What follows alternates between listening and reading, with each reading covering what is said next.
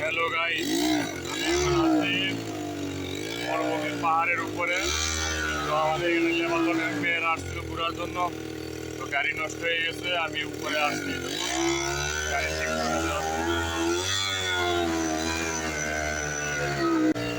ঠিক হয়ে আছে, বুঝতেছি আমি। এই যে সে এখানে বসে রয়েছে।